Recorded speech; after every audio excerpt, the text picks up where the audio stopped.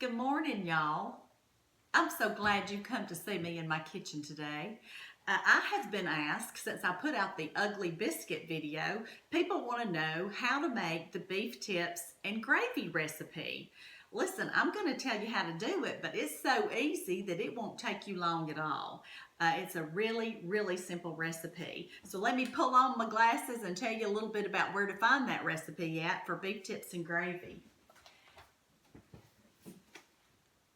In the cookbook, remember this cookbook, The Time to Eat Y'all Bicentennial Cookbook, it is on page 148, Beef Tips and Gravy.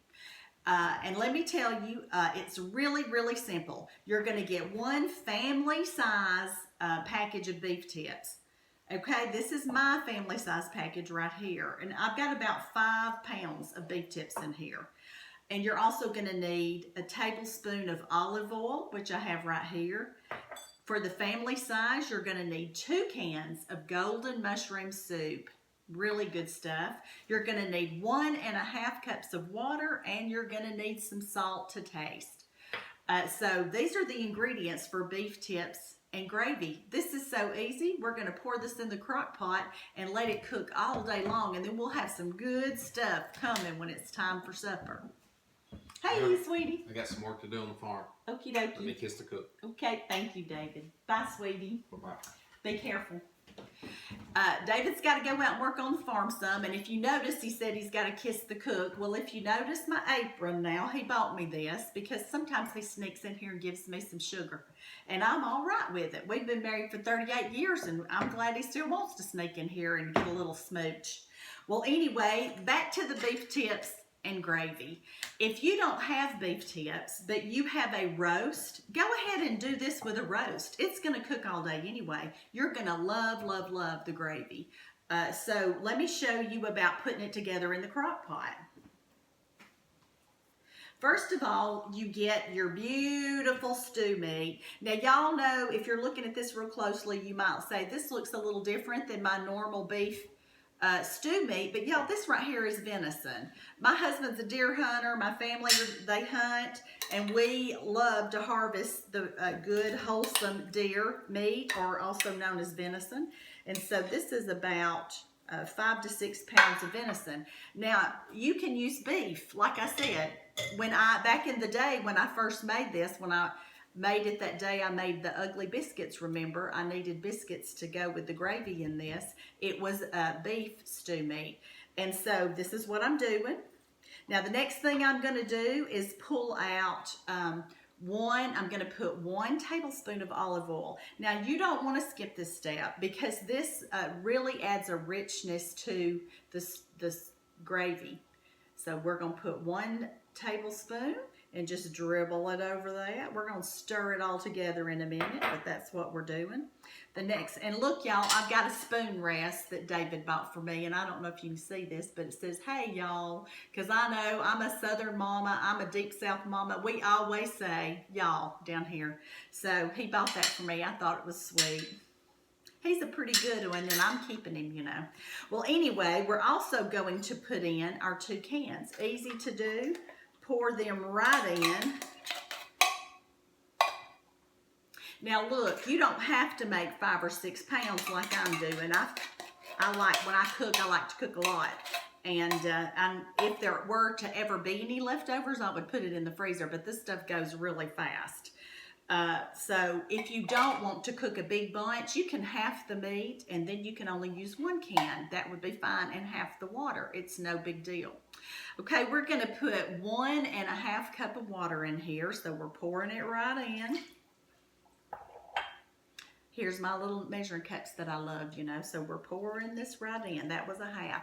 And then we got a salt to taste. Now, different people like different amounts of salt. David and I try to keep our salt intake low, but we do like the taste of it. And this is what I do all the time. I just twist off the lid instead of grabbing the big thing out and do it like this, pour it in there. Now I'm starting with a teaspoon because this is a lot of meat I have in here. But now listen, ladies and gentlemen and new cooks, and cooks that have been around a while, we have to taste this. It's our job as the cook to taste it and see if it's going to taste good to us before we serve it to our family. So as I'm stirring this up to get all this mixed together, I'll just tell you about that. Every time before I serve food, I get in the kitchen by myself, get a little bite of it and let it cool off, because if you don't, you only have to burn your mouth real bad one time before you'll remember it the next time. But what I do is get in there and do a little taste, and I see if it needs salt or pepper or what I think it needs to season it up. And because, you know, when you sit down at the table, you don't want your family going, oh, this tastes terrible, Mom. You know, you don't want them to do that. And you want them to say, oh, this is good. So if you'll just do a little taste before you serve it, then you can ensure that your family's going to like it. Now, what I'm doing now, which you may or may not be able to see, is just stirring all this together. Now, y'all, this is going to be really good in about 6 to 8 hours. We're going to put it on low in our crock pot. And y'all, I've had this crock pot since Moby Dick was a minute. It's so old. But I'm fixing to put this in the crock pot, turn it on low, put that lid on, and turn it on low. Now, if I were wanting to serve this, it's in the morning here, and if I were wanting to serve this at lunch, I would turn it on high and let it cook till lunch. But I'm going to let this cook on low all day long. And I know that we've talked about what's going on in the world, and we're all in because we are trying to stay away and not pass the virus around. But I'm going to tell you something. You can still have some good food as this is going on. And this is a really easy recipe. And in the next few days, I'll post the recipes for both things. I'm working on different sites to get that posted now, but I'll post recipes for both sites if you don't have the cookbook. So anyway, this is a really good recipe, really easy. And remember, if you don't have the beef tips, you can always use this with a roast. It's going to be wonderful. You're going to love the gravy. Anyway, later on, when David gets home from work, I will show you what it looks like when it gets done in another video. But what am I going to do? I'm going to praise God and give God the glory for this beautiful day, and that I get to see you guys, and that I get to feed my husband and my family today with some beef tips and gravy and some Ugly Biscuits.